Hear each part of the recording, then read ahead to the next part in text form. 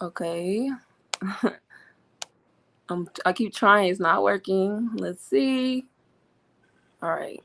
They saying it's my Wi-Fi, so let me get off the Wi-Fi and see if it works.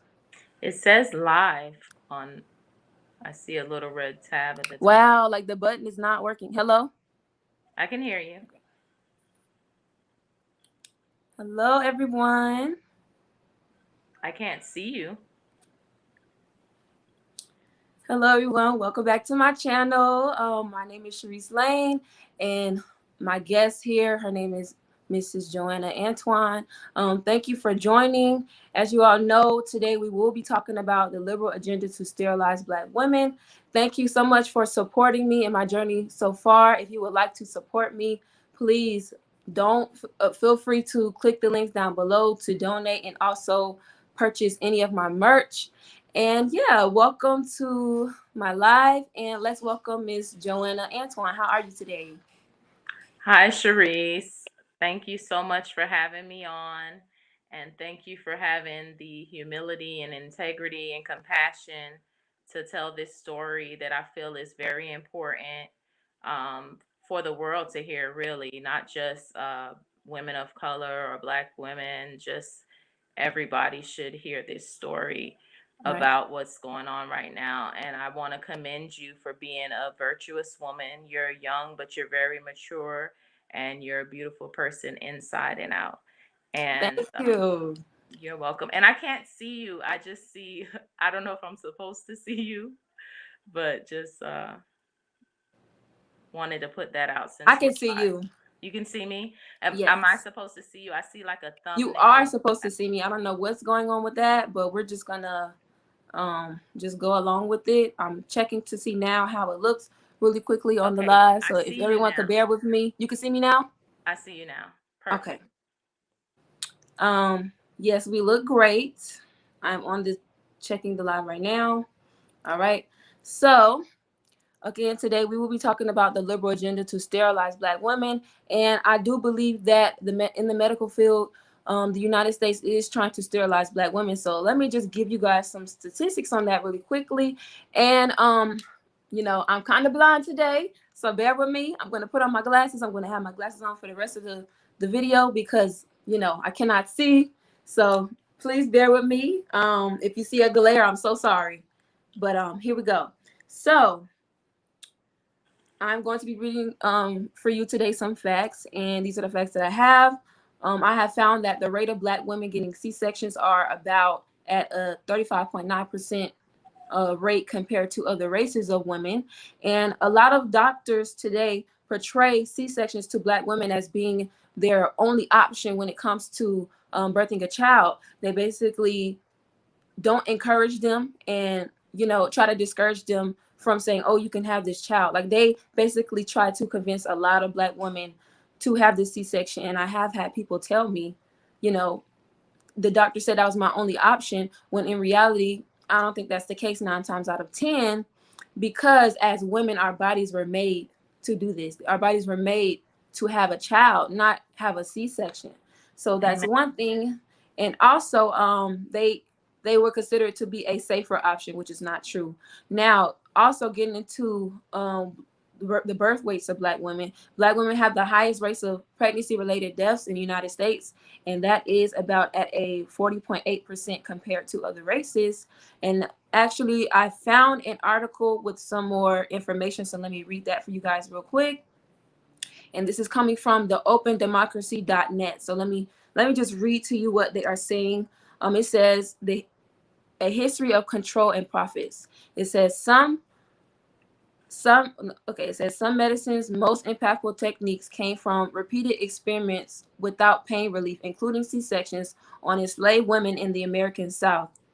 Deirdre Cooper Owens, a professor of medical history, writes, as much as white medical men are lauded for serving as the fathers of American gynecology, Black women, especially those who were enslaved, can arguably be called the mothers because of the medical roles that they played as patients, plantation nurses, and midwives. Despite this history, Black women's bodies are often viewed as problematic when it comes to giving birth. Pelvic structures vary by ethnicity and even geography. But instead of teaching students to deliver babies from the wide range of body shapes in today's multi-ethnic societies, medical books commonly treat the average white woman's pelvic as the golden standard for vaginal delivery rather than learning how to support us to give birth vaginally. It's easier to cut us open. And also it says, when the U.S. economy depended on slavery and therefore black reproduction to thrive, black women were depicted as strong, perfectly capable of pushing out multiple babies and then heaving bales of cotton while carrying those babies on their shoulders. So it basically goes into depth with the history that this country has had on black women and the birth rates and things of that nature. Also, before we get into interviewing Miss Joanna Antoine, I also want to give you some statistics on abortion really quickly and what it has done to our community. I have some statistics here that says the United States abortion rate is almost 5 times for black women than it is for white women. And also, it is partly because of the push to promote abortion to black women, from billboards to, social media accounts dedicated to advertising abortion to black women. All of these things come into fruition when it comes to the sterilization of black women in this country, but mainly because of the mother of Planned Parenthood, Margaret Sanger. She's a mother of Planned Parenthood, and she's also a well-known eugenist. And she was very racist towards black men and black women. I want to read one more thing to you, and this is a quote by Margaret Sanger that says, "We do not want word to go out that we want to exterminate the Negro population, and the minister is a man who can straighten out that idea if it ever occurs to any of their more rebellious members." So, all of that to say, abortion, I believe abortion and doctors trying to force C-sections on black women is what has played a hand in the sterilization of us.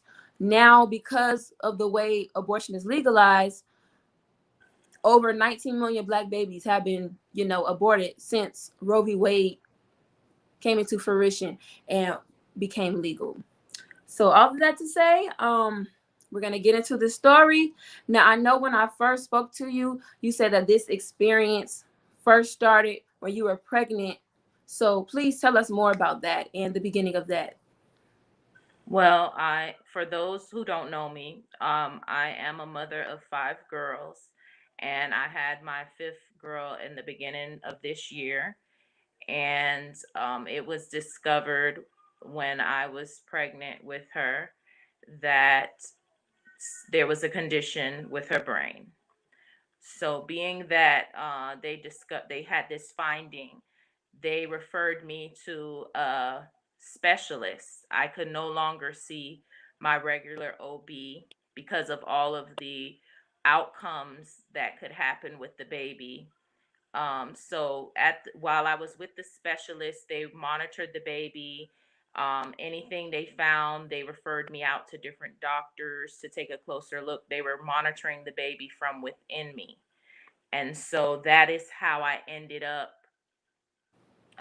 going to a different OB. I didn't have an OB actually.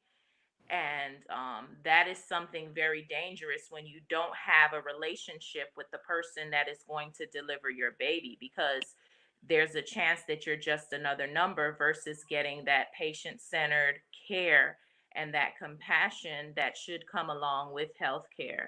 So I wound up, after some advice from different channels I received and different people in the medical field, at a hospital in Dallas, Texas called Parkland Hospital. And I came to find out later on after my experience that Parkland has a reputation and is known as Killer Parkland.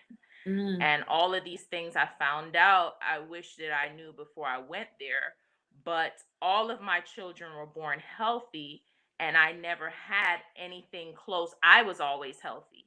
The closest thing that I had to maybe somewhat of an emergency is one of my daughters was breached.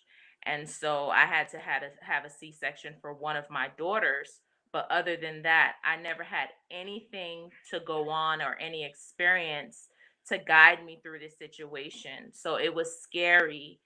And I had to go to all these extra doctor's appointments So I really didn't know, should I go to this hospital? Should I not?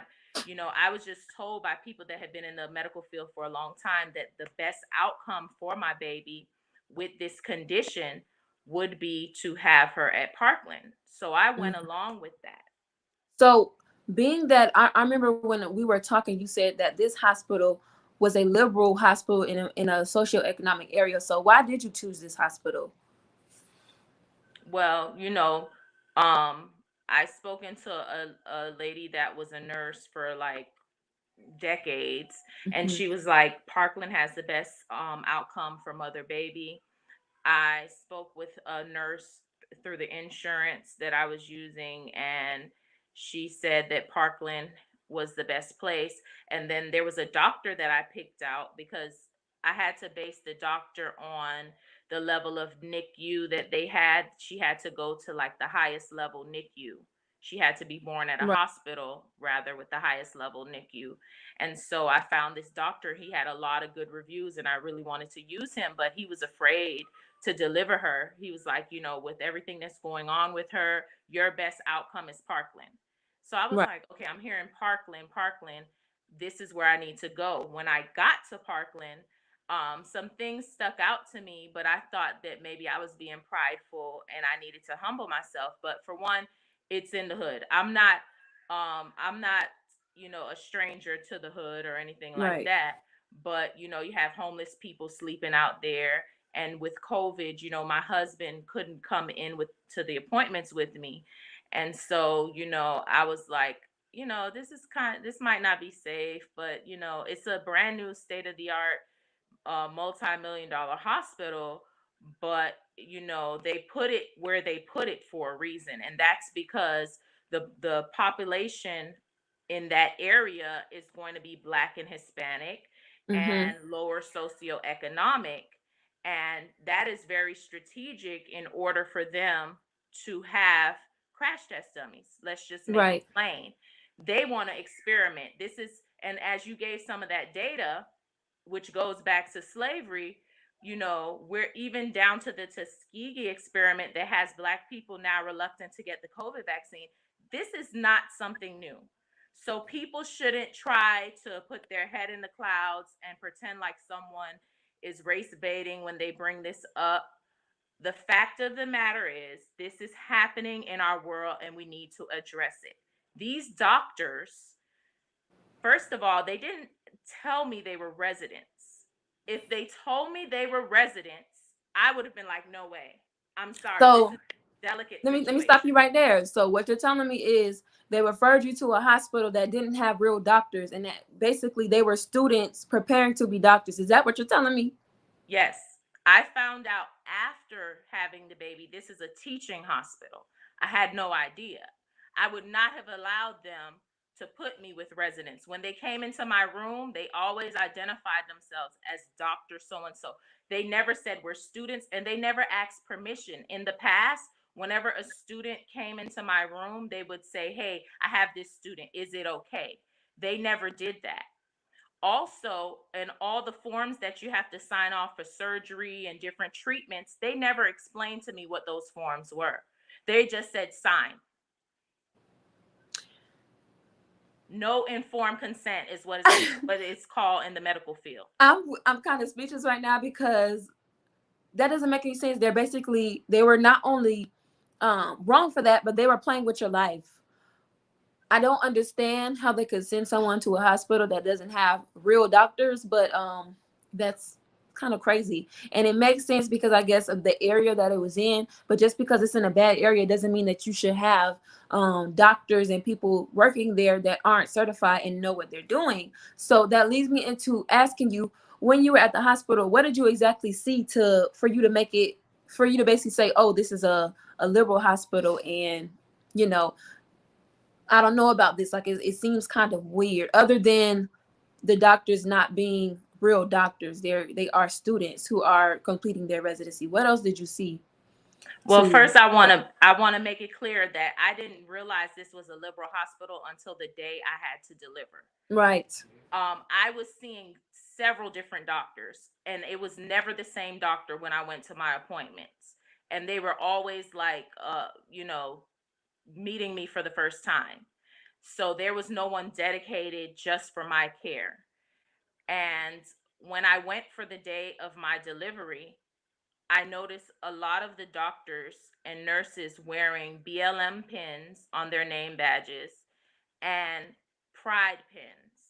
And pride, that also ties in with the fact that it takes a man and woman to reproduce. That is also another agenda being pushed to stop reproduction in the Black community, because now you see that mothers are not revered. No one wants to be a mother. It's shunned. It's frowned upon. It's like a punishment. We have the phrase in the culture, "F them kids," Mm-hmm. because They say that I all the time on Twitter. I see mhm. that all the time. And I know I get it, it's a joke, but we have to understand the agendas behind things. BLM, if people took the time to go to their website, they would see that there is an agenda that they mention about dismantling the nuclear family. The nuclear family, for those that don't know, is a mother, a father, and children. And so these are organizations and systems that have been set in place because the goal is to stop Black people from reproducing. There And is you know, strength in numbers. yes, let me just say this also. If you guys remember, the Black Lives Matter, the organization, back when they had these things on there, they had like basically they had the agenda for the Black community on their site. And on their site, it did not include Black men. So that just goes to show right there how they don't want the Black family to grow, because it would support Black, it would uplift and support Black women and children, but the man was nowhere to be found. So they're basically letting you know, yes, we do believe in depopulation, because it takes a man and it takes a woman to reproduce a child. And Population control. right, population control, depopulation, sterilization. So it's crazy how they even allow them to wear those types of pins at the hospital, because I thought they were supposed to be like non-political, but I And guess let me say not. this, there's a reason why.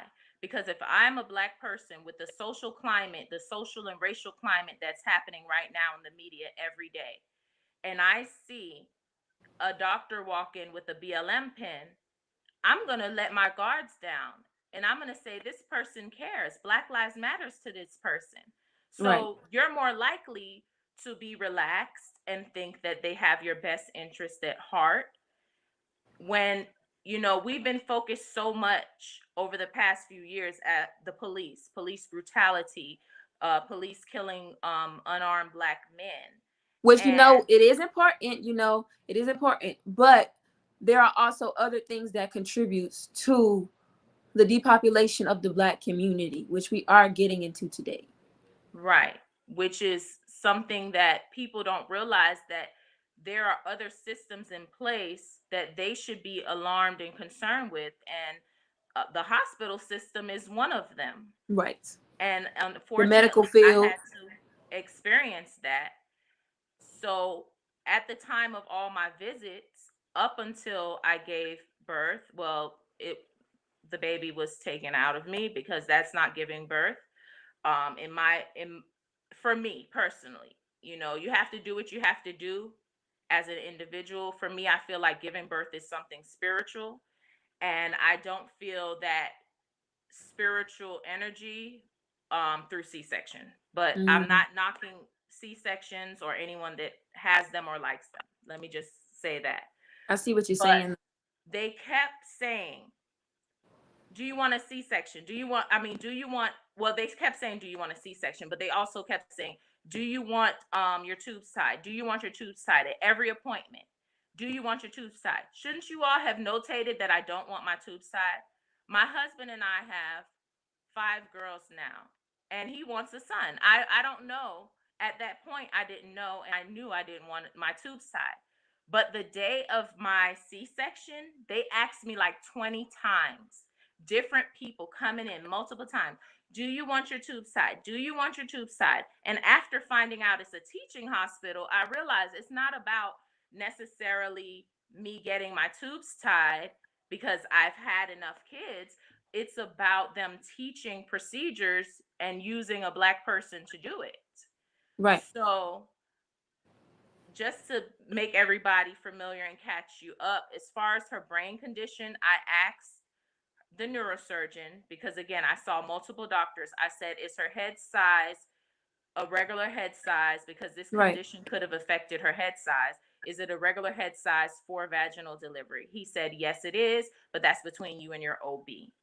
A few weeks later, when I went out to Parkland Hospital, they said, oh, it's not, it's just too big, it can't. I said, but I just saw the neurosurgeon and he said that it was safe for vaginal delivery. And they said, oh, no, it's not. So I was like, okay, well, I'm not having a C-section. I made that clear. Well, unfortunately, she was breached. And I knew she was breached. And so I knew that it will result in a C-section. So I was fine with that because they said they don't turn at that hospital and they did not want to put pressure on her head. And again, it's a scary thing to have something wrong with your child. I didn't want to put her through that either. So I agreed to a C-section. However, the day of my C-section, they came in and was like, "Oh, her heart rate is decreased. We got to rush you back. Oh, by the way, we're giving you a classical C-section, which is a vertical cut up and down in the middle." And they said the reason why we have to do that is because her head size is so large that we need to make sure there is room to get her out. And I said, is this the only way?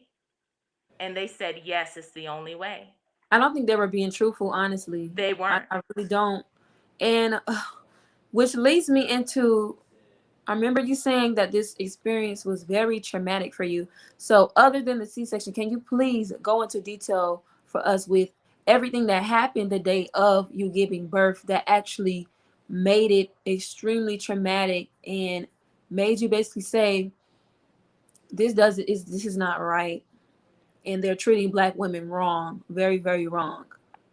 Well, like I said, they sprung that on me last minute. They were going to cut me up and down.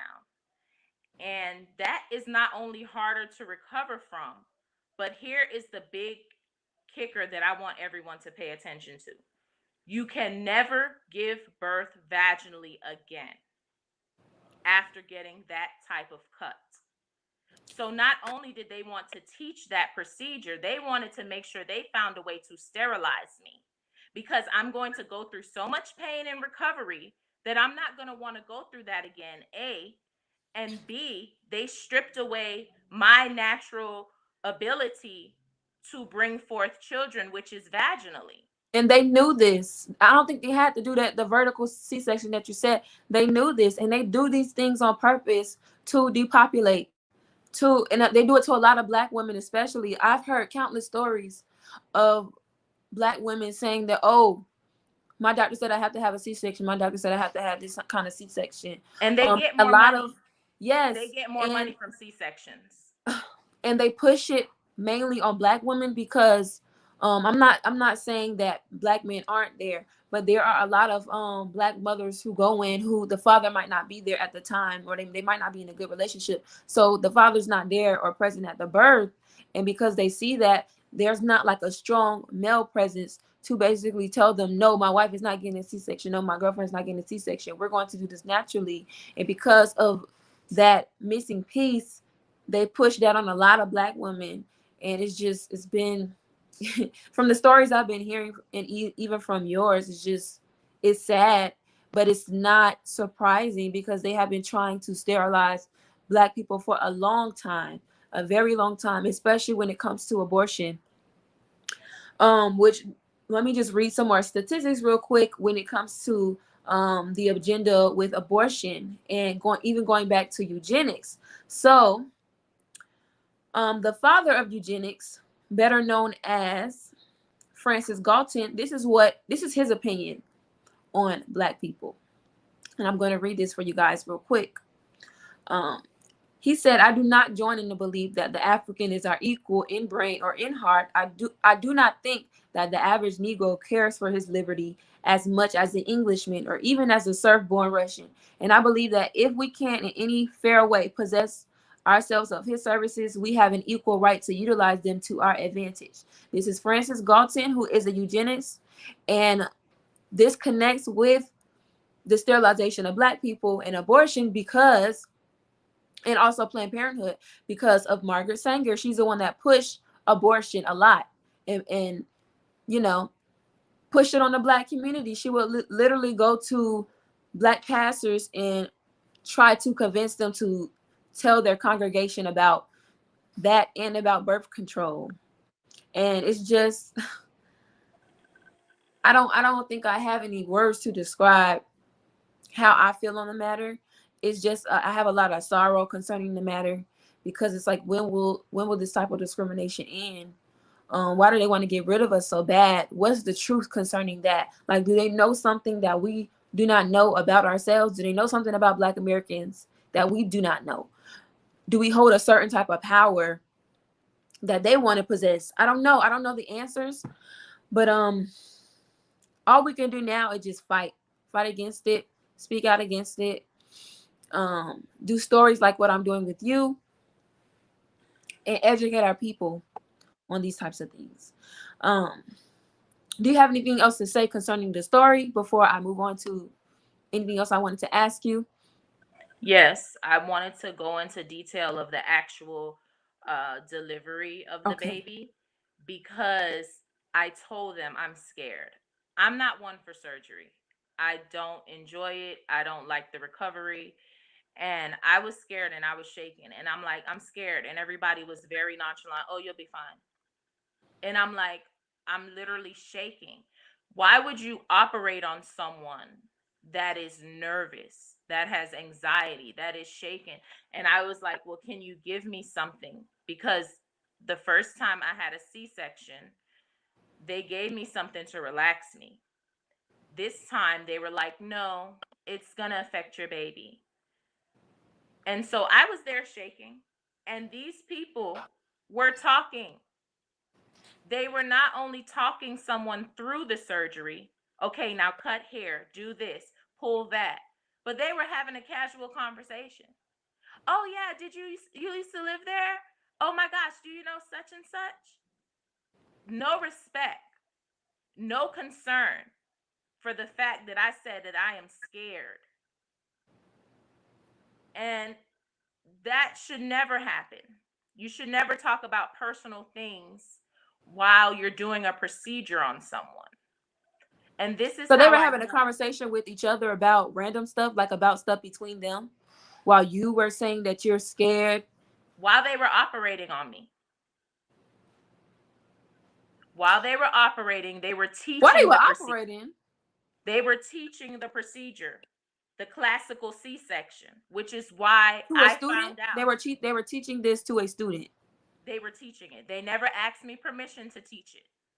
So basically, you were an example. You were a, what is the, a puppet, like a test dummy, basically, for them to show the student how to do the procedure. So they basically use your body as a, what's the word? I'm trying to find the word. They're a test dummy, like a puppet, like, you know how when you're in nursing school and they have that mannequin. There we go. They use your body as a mannequin to basically show how to do the C-section. So basically, you didn't really need that type of C-section. They might have said you didn't need a C-section, but you didn't need that type of C-section. But they use your body as a mannequin and an example of how to do it, Exactly. And the baby's head, and I know that I did provide you with images and video and stuff, and I which I'm going and to try to put in here, you guys. If I can't figure that out, I'm going to post it in a way where you guys can see it, but it won't be too public, like to put our information out there. But I will post it somewhere. But I couldn't figure out how to do it on here. But and her head size was normal. I just want to say that there was no reason they needed to cut me in that manner other than a teaching procedure. If that was me, I would. I don't know. I would have turned that place. I would have turned that place upside down. I'm sorry. Like the hood would have literally jumped out because that's unacceptable. And I know that they treat their patients better than that. But I mean, hey, what is it to expect from a hospital that has doctors that's not even real doctors? And the fact that they referred you to that hospital, like, I don't know if you can sue them, but I would have tried because, The government is protecting them. I spoke with the lawyer, and the lawyers basically said, "Hey, y'all are doing fine." So they're heavily backed by the government, and they are protected. It's very hard to challenge them in court. and And you've spoken to, you try to get your story out there. Um, yeah, have you tried? no, I mean, other than reaching out to you, Hmm. I Well, only contacted a lawyer. yes. Well, this is why I have my YouTube to get stories out like yours because you won't find this on the mainstream media. Unfortunately, you're gonna find propaganda and you're gonna find what they want you to think. You won't find the truth like this, and that's why I'm kind of glad. Even though social media is being used as a source to kind of brainwash people, I'm kind of glad that you have individuals like myself and even like you who want to use their platform for good. But this story, like it makes me sad, and for me, I'm a single black woman. I'm not married. I don't have any kids yet. So it kind of makes me a little bit nervous to bring a child into this world. And it makes me nervous to even have children because it's like, will they treat me like this? Are they going to treat me? Are they going to try to force me to get a C-section? Are they going to lie to me and say that I need a C-section and then perform a C-section on me that's not needed and a C-section on me that will reduce the amount of children that I have?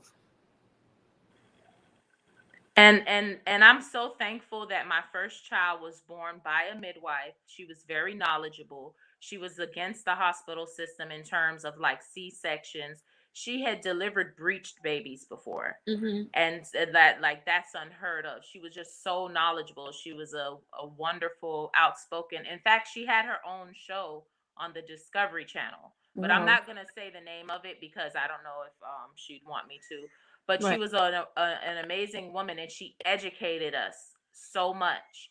And that's why I knew that C-section was not my only option when I had other children. But unfortunately, kids, the babies, they do what they want to do. And I've had three babies be breached. So, I wasn't able to continue going to midwives, but it's something that I would highly recommend as long as you and the baby are healthy, because they are advocates for natural birth. That's their business, natural Right. birth. So I don't want anyone to say, "Oh, I have to be afraid of reproducing and, having kids." And you Hmm. should be aware. You just need to be informed, and always, of course, in everything, pray and, trust God, because delivering babies, period, bringing life into this world is um it's very risky.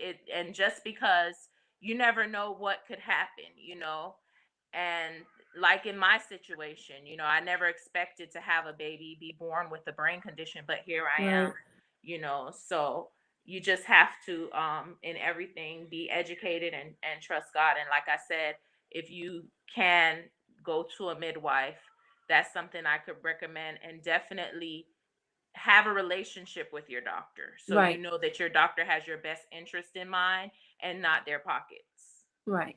So also I want to go into, I remember you mentioning that you are married, you have a husband. And I know also that he was there. How did he feel while all of this was going on or after it happened? What was his opinions on everything, especially being a black man and them not even, I know the stereotypes they have when it comes to black men being present. So probably them thinking, oh, her husband is here. Like, how did he feel throughout all of this in the aftermath? Well, let me just say, whenever I get in those type of settings and people see my husband, they just automatically assume he's not my husband. Mm, And that's a little, I mean, I don't take it to heart, because as long as you're married, it doesn't matter what people think. But it just right. plays into the fact that we have to change the way that we're being portrayed. in the Black community. We know Right. that father absence is a huge problem that we're facing. And so I guess that's why a lot of times people will paint us as boyfriend and girlfriend or whatever the case may be.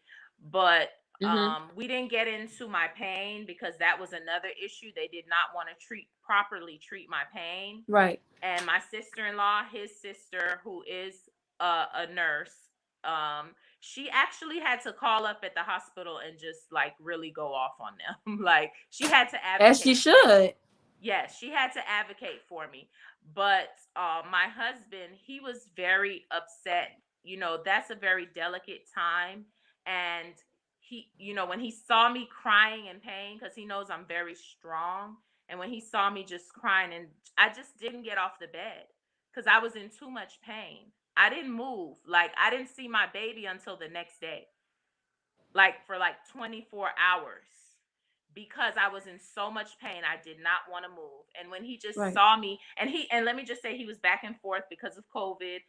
We have, like I said, four other kids at home. So he had to go back and forth between checking on them and checking on me. But when he just saw me break down like that, he said he wanted to really become hysterical. But Mhm.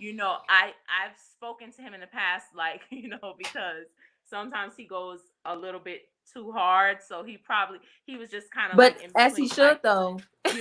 yeah, that would have been a okay at that moment. But he didn't, when you have your life in their hands, you have to kind of go about it a certain way. And, you know, me being there, I even got into it with one of the residents about my pain, because she said, well, according to data, we treat pain like this, that. And I'm like, are you serious? I'm in pain. I just had surgery. Well, we They don't show in our care. data that you shouldn't be in that much pain. And I was like, what? I said, I got to get out of here. Y'all are trying to kill me.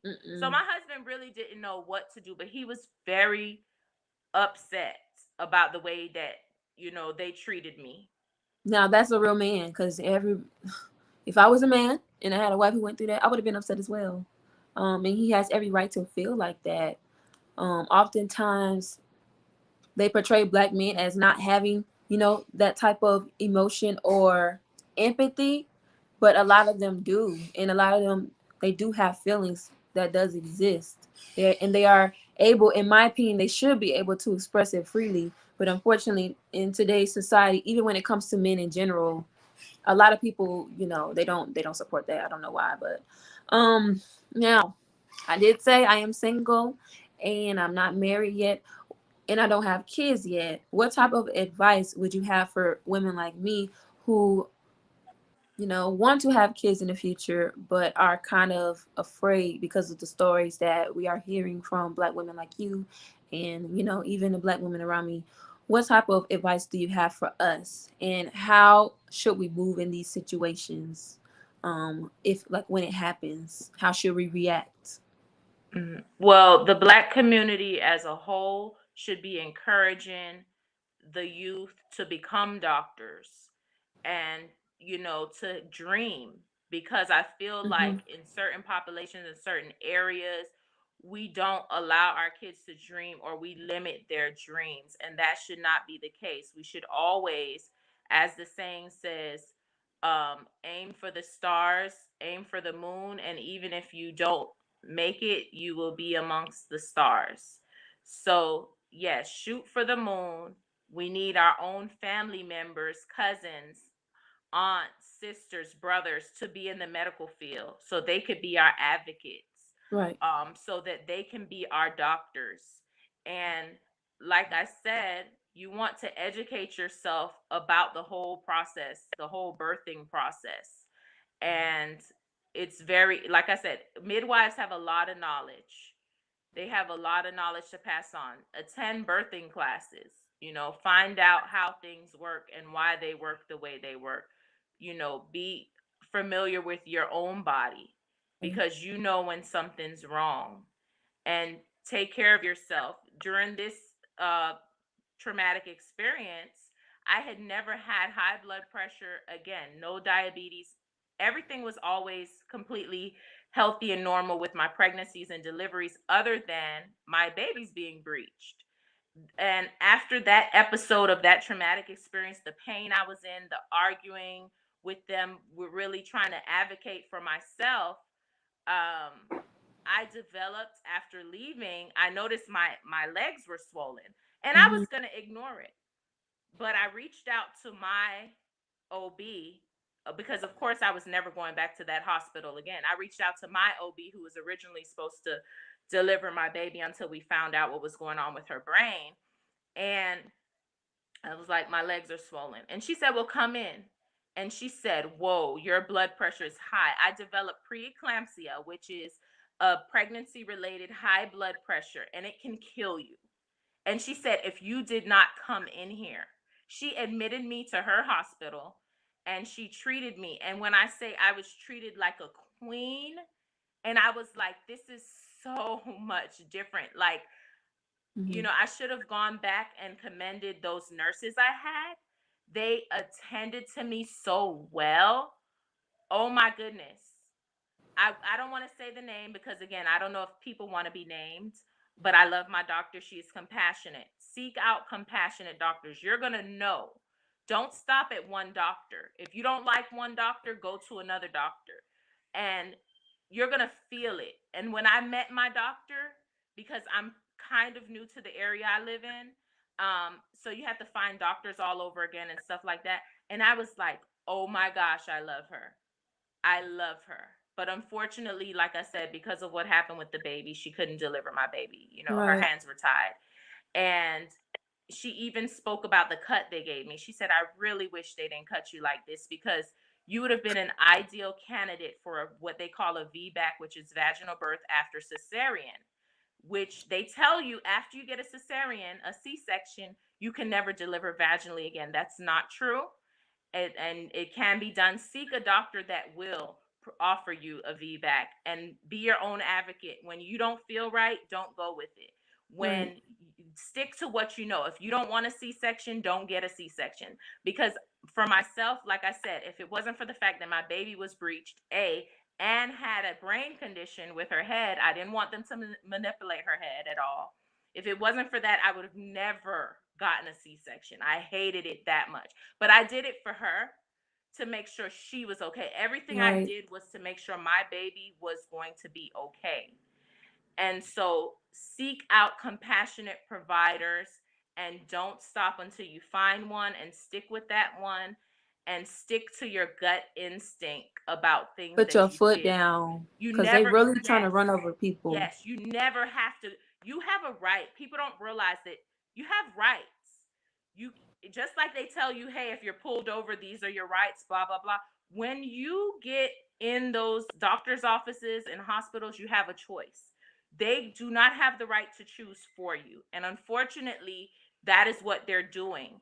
When people are uninformed and uneducated about certain things, and they get these procedures done not knowing that they have a choice, get a second opinion. In my case, I was an exhausted mom going to all these appointments, and they misled me to believe that they needed to cut me that way, left Mm-hmm. me in a lot of pain, didn't want to treat my pain, treated me like I was a drug user, because I told them I couldn't take pill medication unless I had adequate nutrition in me, because it makes me sick. And the last thing you want to do after getting surgery on your abdomen is throw up. And that's what would have happened. So I had to suffer through the pain, because they did not want to continue to give me IV medication because of their data. And let me tell you, it was excruciating. It was excruciating. So that is my advice. Mm. Um, you know, Make sure that you don't fall into the hands of one of these liberal hospitals and these uncaring doctors that view you as just another number instead of a human being. I don't have no words. This story is. I would just say I'm proud of you. Thank Um, you. I know that I am younger than you, but I'm looking up to you now as someone who is very strong, and you do care about your children and about the Black community, and it's kind of sad that this has happened to you. but I will be praying for you, and also everybody that's watching. I want you to be praying for Mrs. Antoine, because just because the doctors say one thing, that doesn't mean that is going to happen. You know, God is the ultimate person who has control. So I'm still believing that you will have another child, and let it be a boy. Lord. And I'm believing that your body will do what it was created to do. And I'm just so sorry that they forced this kind of stuff on you and the way that they treated you. Even again, I'm still stuck on the fact that they sent you to a hospital that didn't even have real doctors. That kind of blows my mind. But they're not going to keep getting away with this. As long as we keep trying to get the stories out there and people are hearing it, they're not going to keep getting away with running over people. And especially when it comes to Black women, thinking that we are less than, or that we are weaker, or that we don't understand what's going on, because we do. So everybody pray for Mrs. Antoine, Miss Joanna Antoine. Pray for me as I continue on in my journey. Um, and pray for my future, because I don't want that to happen to me. And just pray for the women everywhere, especially when it comes to Black women, because they feel like they can run over us. Now I want to open up the floor to anyone that has questions. I do see your comments. I am reading them currently. So if any of you guys have questions for me or Mrs. Joanna Antoine, you are more than welcome to ask. The floor is open. I'm going to give you maybe 2 minutes before I shut this down. So I'm trying to see if they're going to ask questions now. I also want to say I'm sorry the way I started this live. I was having some technical difficulties. The live would not start. And then when it got started, I was like, whoa. It kind of startled me. So I had to basically on the spot You did a start wonderful talking. job. I know I was your first interview, and I'm proud of you. I always watch you from the sidelines. I told my Thank oldest you. about you because she's 17, and you know about the pressures for young people to have Well, I'm sex. 22, but I don't know who said I was 17. No, my daughter's 17. Oh, I thought you were talking I about know me. you're 22. Oh, okay. So I'm like, I huh? use you as an example. And I'm like, you see, she's conservative, she's celibate, Hmm. and I'm proud of you too. And I thank you for having the humility to have me on as your first interview, because a lot of people, when they are an influencer and they have a following, they only want to have people on that have a following as well. Right. So thank you. And I pray this brings you a lot more interviews and features and get that page going, those donations Yes. I need that going. watch time so I can I'm gonna monetize you buy guys. some merch too. I'm gonna buy Thank some you. merch. Link Y'all down buy below. her merch, and support her. She's a young woman and she stands firm in her beliefs, and she doesn't let anyone bully her. And I'm gonna tell you that again, I am proud of you, Thank you. young Black queen. Salute. And I hope the Wi-Fi is good now, everybody. The Wi-Fi was messing up in the beginning, but I got it figured out. So let's just see how this plays out when this live ends. But I don't see any questions. I don't see any questions that you guys want to ask, so I'm going to shut this live down. Thank you so much, Mrs. Antoine, for joining. I appreciate you sharing your story with me and wanting to share it publicly. It means a lot to not only me, but to women who want to have a good experience with their first child and children beyond their first child. Thank you so much for joining. You guys, please make sure that you like, share, comment in the comment section after this ends, and also subscribe. Don't forget to tune in every week to my videos. Thank you so much, and I will see you guys later. Bye. Thank you for joining. Thank you. Take care.